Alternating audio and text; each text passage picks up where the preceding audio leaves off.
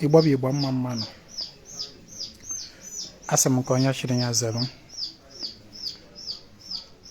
Ụbọchị taata bụ ahịa Nkwọ. Asị m ikuku Nkwọ kusa anyị ndụ, kusa anyị arụ ike, kusa anyị ụba akụ, ụba ọmụmụ, ụba ife ọma dị iche iche. Ise. Tata bụ Nkwọ. Anyị nọ na Saraka as usual n'obi anyị. Cheta na onye na-afọ bụ Akajiọfọ Ezinwa Anaedo, bụ Akajiọfọ na Ifite.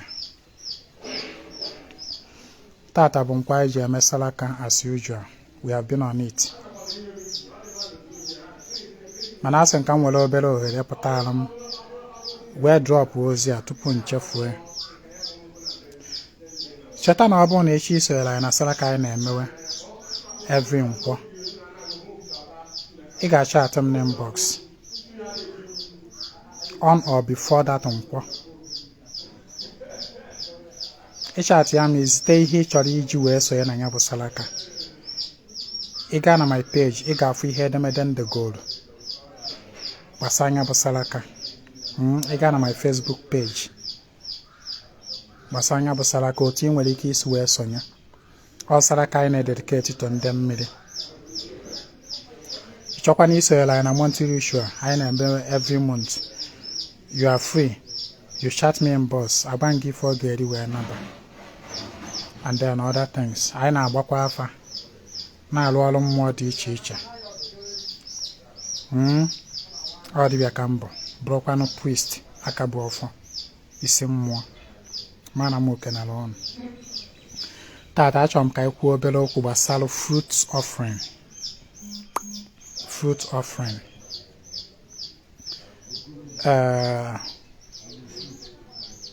This fruit offering of a thing, ọ wụkwanụ an aspect of ife mmụọ ọtụtụ ndị na-ada emebakarị anya. Ọ bụrụ na ị na-esonyere m n'ozi a, kaba arụ ka ị na-agbasanya bụ ozi. Share the message. Fruit offering bụ mmadụ ịhụnyelu mmụọ mkpụrụ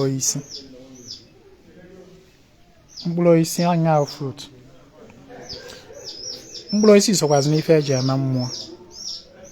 Dịka nsi wee gwa anyị, ihe ọbụla nwere energy nke ya, ihe ọbụla nwere energy, nwere ike, nwere chi nke ya. When you make offering of something to mmụọ, mmụọ harnesses the energy content of ihe anyị nyere ya. The energy content ọnya ka mmụọ na-harness. Just like na n'igboro mmụọ anụ now. All the energy content of that anụ ka mmụọ na-ewolu. Yọta ya na-ekwu, the energy ọ ihe mmụọ na-harness. Ma ọ na-egolu mmụọ ọjị, all the energy dọ na the ọjị ka mmụọ na-ewolu, which is being activated by the spoken words of man. You understand? Mkpụrụ osisi bụ a whole lot of energy. Ọ na-ada mma. I always recommend it to my followers that once in a while make fruit offering. Cheta na aja ọbụla ị na-achọ na mmụọ na-analụ chi gị.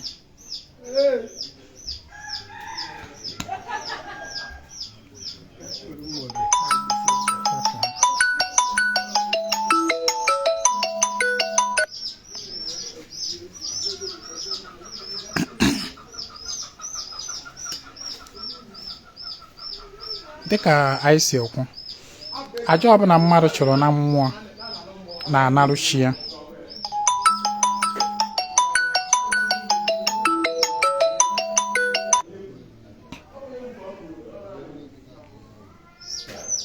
Aja ọbụla mmadụ chọrọ na mmụọ na-analụ chi ya. Ọ na-ana na-akpachi onye ahụ. maka na ọchị onye bụ ife ya. Na aja ọbụla mmadụ chọrọ na mmụọ na-anarụchi ya, and ọ na-adị mma abịa na ịma chi mmadụ, the energy tank chi mmadụ na ọ dị ka a very mighty reservoir containing many species of energies. Onye mere abịa n'ife anyị ji eme mmụọ, anyị na-enye mmụọ ọjị, na-enye mmụọ nzu, na-enye mmụọ edo, na-enye mmụọ nkwụ ike, na-egburu mmụọ ọbara nakwa ihe ndị ọzọ. Ma candles anyị na-amụ incense, all these things generate unique energy which is being stored in your chi. Do you understand what I'm saying? Like, if you are the type that burn candle for your chi, for example, that candle you are burning generates unique energy that is being stored in the database of Chigi, in the energy reservoir of Chigi. You got to know. Upon in burn Chigi incense, that incense generates unique energy being stored in the energy reservoir of Chigi. Upon in our Chigoji, Ojiaho generates unique energy of its own. That energy unique is being stored in Chigi. Upon in a Wulishigano, that anu in a Wulishigi generates energy unique that is being stored in Chigi. Now, can you hear Chigi energy? Ndia wele me, oji wele asavu ge. Asavu your different purposes. Mbo ọbụla denu Chigi welu energy machine ya we solve in the database, in the reservoir of nyabu Chigi. Mbo ọbụla denu ndu ge any need in your life Chigi amanya aka na nyabu energy reservoir ya we solve other problem we kwọ nyabu ụgwọ. Do you understand? Obono nke need la anu Chigi amanya aka na data energy reservoir ya maka ni na-egburu ya anu omanya aka dị ewelu nyaba energy anu we solve other problem n'isi gị. Obono nke dịkwa ya na ọbụ ọjị omanya aka welu the energy of ọjị nọ na reservoir ya we solve other problem. Ifo ihe na-ekwu that na Chigi bụ nyawa mma nyawa the general overseer. Every substance, energy substance you use to feed any more, to appease any more, generate unique energy that is being stored in Nabashigi. We'll talk about all the fruits. Fruits have unique energy. Obone offer more fruit offering.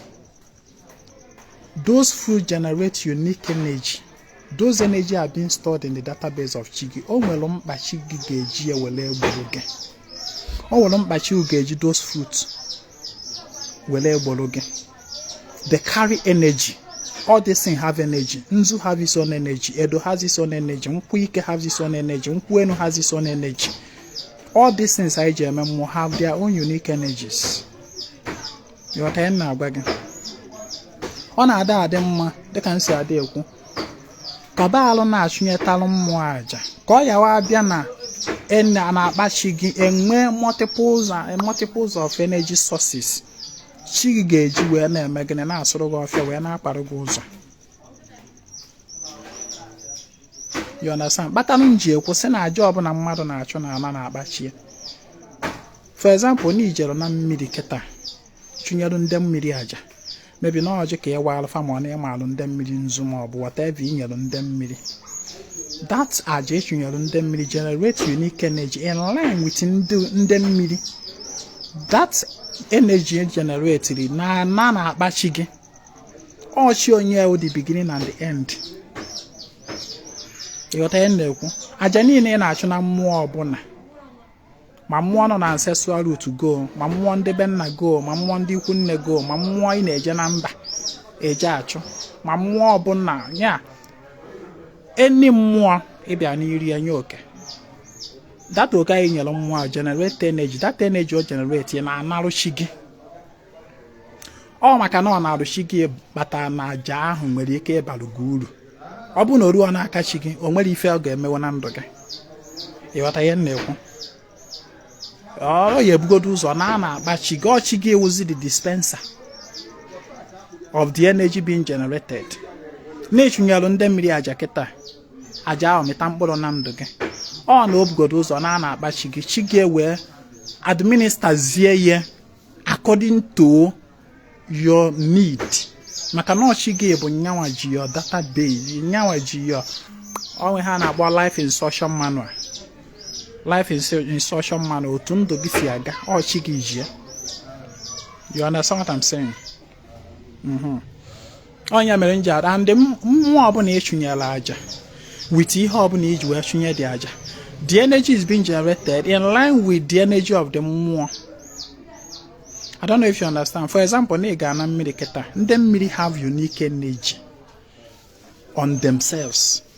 I wee bịa were logic for example ma ọ bụ nzu wee jekwu ndị mmiri wee gaa ọlụfa I wee nyefa. That ọjị ahụ ịga ọlụfa ma nzu a ịga ọlụfa we generate energy in line with ndị mmiri. Maka na enyi na-amụta enyi, mgbada na-amụta mgbada. Like species attract. You got to generate energy in line with the energy of mmiri. That energy will now return bịa store na akpachi gị. That is why ị nwere ike ịga na ndị mmiri gaa ọjị ka iji one energy form ka ije na mmiri gaa ọjị ijekwa na ihe ka na aja ibe nna gị gọkwa ọjị. Let's take for example these two. Ije na mmiri gaa ọjị je na aja ni gaa ọjị. The same ọjị which in energy representation is the same, but being that na not two different mmụọ ka ị gara go the ọjị, they do not generate the same energy because of what? Mmiri ahụ iji ọjị wee jekwu wee jegọrọ. Mmiri ijeru jegọrọ ọjị nwere unique energy nke ya. Aja ana ije ejegọkwala ọjị nwere unique energy nke ya. The energy that ọjị ahụ ị gọ na mmiri ga-generate dịkwa iche. Ọ dị unique. Onye a na-akpọ na ife dị unique. Ọ ga-adị unique with respect to, in comparison with nke ị gọrọ na aja ana. Aja ana nwekwara her own unique energy. So that ọjị anyị gọrọ na aja ana we generate energy in accordance with the energy of aja ana. But all of these aja ma nke ị gọrọ na mmiri ma nke ị gọrọ na aja ana, all of them, the energy being generated are returned to your chi. Na akpachi ụka fancha na aba. Those unique energy na aba na akpachi gị. Do you now understand what I'm saying? When the need arises in your life, chi ga-emazi nke ọ ga-ewere wee gboo mkpa based on the need of the moment. O nwere ka ọ na mkpa ahụ dị n'ọwụ mkpa. O needed na ọ bụ energy generate in line with ndị mmiri ka a ga-eji wee gbee. Chi ga-ewe gaa dị na akpa ya ahụ wee were nke anyị generate through ndị mmiri wee nye ha wee solve other problem. Ọ bụrụ na nke the need arise na ndụ gị bụ nke need no energy from aja ana, then chi ga-eje na nke anyị generate through aja ana wee mee gịnị wee solve. That is how all these things work. Yọta ihe na-ekwu. Onye mere nji agwa ọnụ nwanne gbasapụ aka na-achụkasị aja na-eje na mmụọ dị iche iche nọ na your ancestry na-achụ aja, because the energy you generate from all these different mmụọ, by visiting all these different mmụọ na-enyekasị ha oke, you generate various unique energies being stored in your chi, and chi ga-ewe nwee ike nwee enough energy iji wee na-ekwuru gị ọnụ gị wee na-asọlt sịrị gị things in your life. Onye bụ na mmadụ na-achọta aja ife ike anaghị emerụ ya gboo, maka na ife ọjọọ ọbụla ga-abịanụ ọ ga-enwerịrị ife dị na-akpachi uchi uye ji wee gboo. You understand? Onye ahụ nna nnọọ onye ihe anụ na-akọwara ọnụ.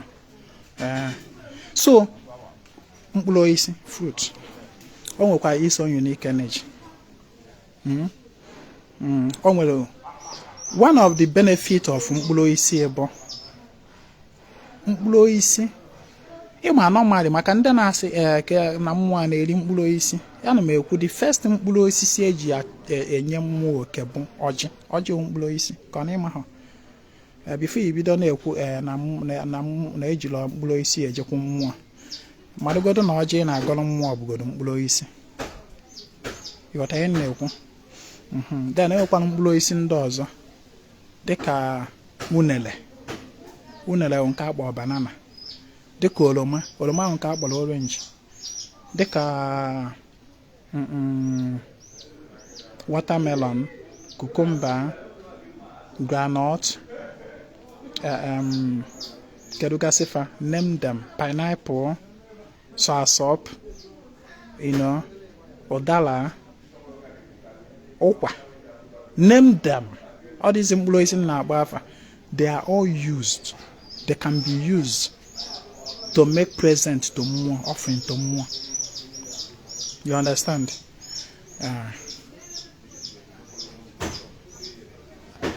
And my dad like carry me fruit offering. Maka na aghọtara m mkpa ọ na-ada adị na ihe ọ na-egbolu m na ihe ọ na-emere m ihe Mmụọ ji ewere emere m. One of the benefits bụ na mkpụrụ osisi na-enye aka in absorbing negative energies. On absorb, yeah, that is on dilute here. It clears off negative energies. It clears the system.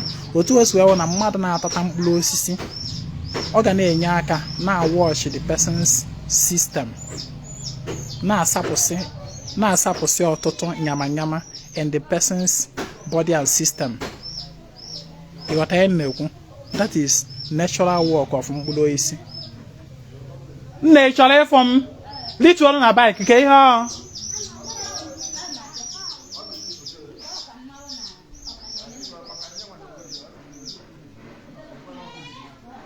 enidi ọma ewu o nke so ọ na-akpụta ewu enidi ọma ewu o ego go m nke njiru ọrụ taa.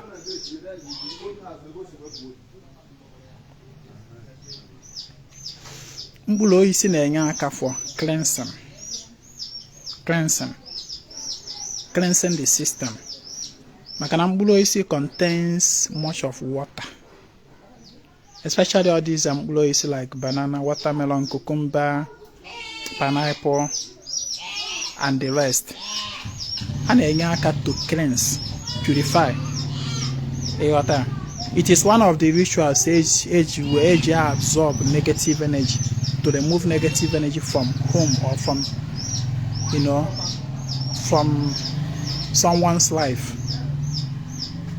You understand what I'm saying? Like ịma mgbe ụfọdụ ụmụ ihe aja ezinụlọ a na-ada achụba, ọ bụ nke ahụ eje ịchụ. Ịghọta, itinye mkpụrụ osisi, tinyesịa mkpụrụ osisi, ibupụ ya n'ezi. It helps to clear your paths, your spiritual path, your pathways, ebe ifeọma si apụ abata. Ịghọta, aja ezinụlọ akụzigo m ya several mkpa ọ dị. I will not keep repeating something. So there are many ways to perform aja mkpụrụ osisi. Like in ezinụlọ, it helps to clear the way. Onwe any negative energy, dark energy, so it will absorb, suck, steer out. That is mkpụrụ osisi. Another pattern of performing it, whereby you prepare mkpụrụ osisi. Maybe you get like 3, 4, 5 different kinds of fruits. A slice here, tinye na efere. You will lodge kubi okunya, wa winye n'ime. It be by your door entrance to your house, the major door entrance to your house. Just sit there by the side, maybe over the night. You can make no gum with it. More be mere no toto. Ewata, more number with that man. Just he may, he prepare chair. You do just. He have blow your door now. He have blow your door. He have no blow your entrance door. He follow the door. Or I can just see they were by the side like this, by the side of your door like this. He happy about or no till the next day. Then you take it out and then you dispose it under any tree around. Yes. It's a very powerful issue on its own. Our ezinụlọ. I go and get that now. The first ezinụlọ portal that you have about your doorpost, your door is here, but I'm begging now. The first ezinụlọ portal that you have. But I know, like when some people not shy be fan. I was a bar for fasiwa fact paja bupu on ezinozo. Fasig and I have been at city, na town, fan far been na Canada. Birikwa na US, Birishano, but on down one how and what he care bupu certain ten nozo. Yeah, no on the road now. Yerka ezinozo mabu aboze, toma aboze, and all these things. If it is like that you can't take it out to the road, know it, learn it from me today. Ezinwa Anaedo, that your doorpost, that is the door, is your apartment, I'm not talking about maybe in a general house or you don't need gate. No, your own personal apartment. The major door entrance, so we can the door. That is close to the door. They are blue. You understand what I'm saying? Now, level of understanding, I got them no different because when they need an I if down to primary and nursery school level before I got like this is your door. This is your door. Eba na boy inside your room. Side there now, outside. You understand? Of which outside here, where people are forgotten.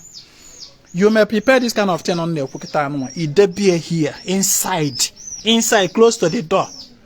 Inside your room, I will only hear where disturb. You understand? You are not using it to disturb anybody. Just it be there. You are close to the door. Ebo open ija. Ebi si apu abata. Shifu area there, you may dispose of it. Anywhere.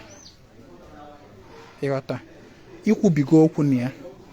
Aja ka echopuru nya bife. Aja gina aja ezinozo, mwande na ezinozo.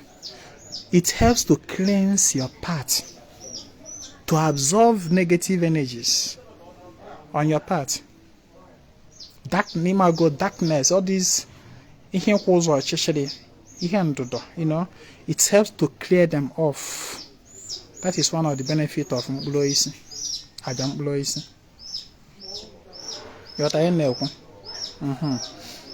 And then mkpụrụ isi na-enyekwa aka to clear message channel, spiritual, dream, mental, emotional message channel. Every man na-achọta aja mkpụrụ isi and ihe na-eme doro gị anya. Ị ga-achọpụta that na your message channel will be clear. Oge na-enye aka ịlọ nlo otu anụwa idina na ịlọ nla and ịlọkwanụ n'icheta. It helps to clear that thing, that him passasia gane eme, Nelon la name and cheta. Mobnidina a man long la to, which is not possible. 99% I na la in a long lawn, he get woven need a cheta. Yota. A jumbo is in a nyaka to clear that mental and emotional channel. Idina and a long load to at least you'll be able to remember greater percent of love. It helps to clear the mind, the mental, you know, the mental vibration, the emotional vibration, the intuition. Fruits, the highly powerful. Even a fruit, no, but father are red. They are like animals. Yes, they are like animals. No, an animal is red. Man, a fruit, everyone red. But they are both conscious. They are all energy content. They hold great energy. So on a to clear the message channels and then both vision, power of vision and all that.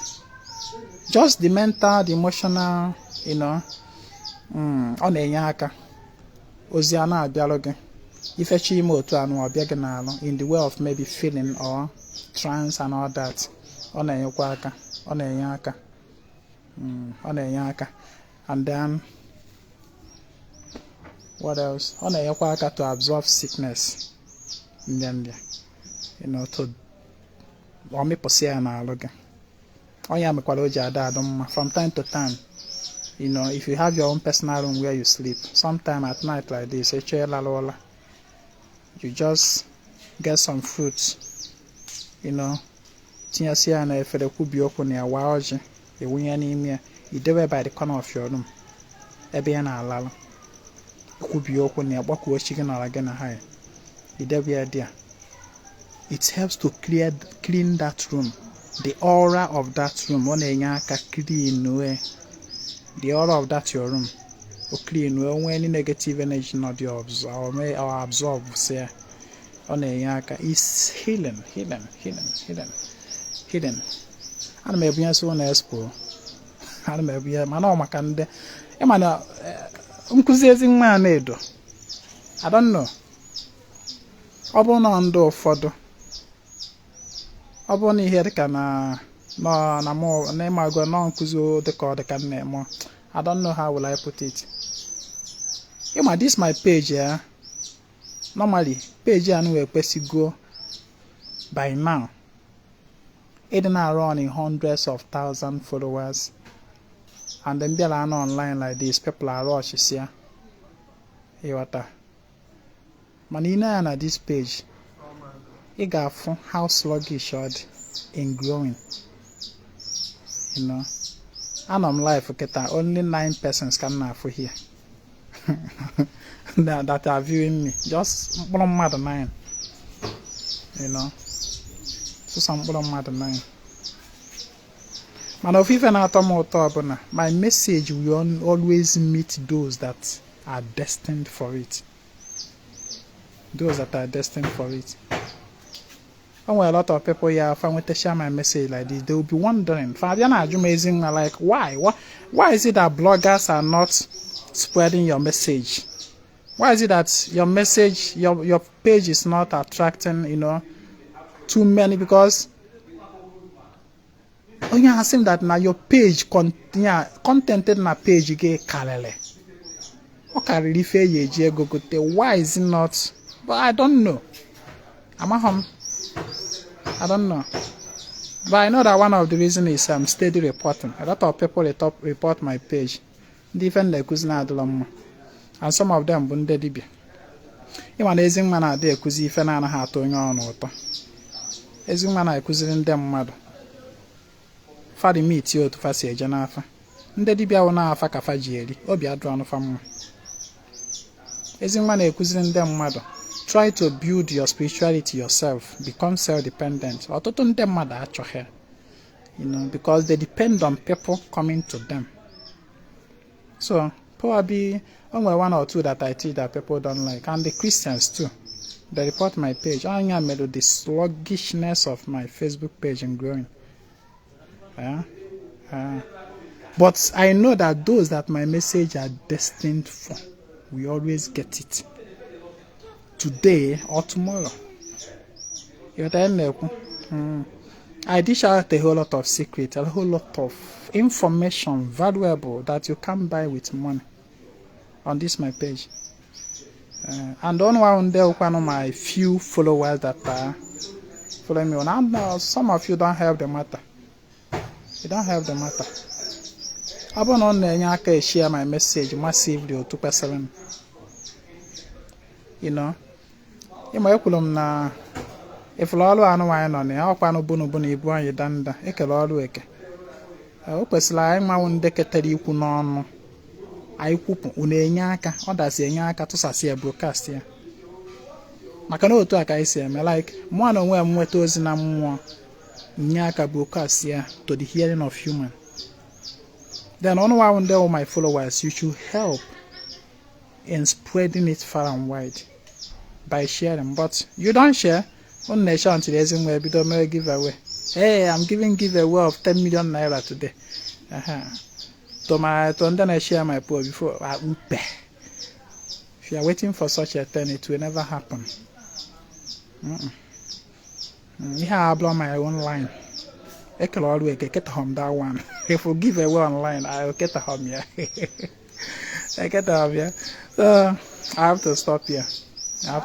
So I hope you've heard what I said about fruits, making fruit offering. So I have to stop here now. If you have any question on this fruit offering, this topic of today, you may go ahead and ask. go ahead and ask. So ekenara m ọnụ, daalụ. Saraka tata ka na-agakwa n'ihu. Nkwa ọzọkwa ya ọkwa another saraka. Anyị ekwechirigo na this saraka. Anyị ekwechirigo.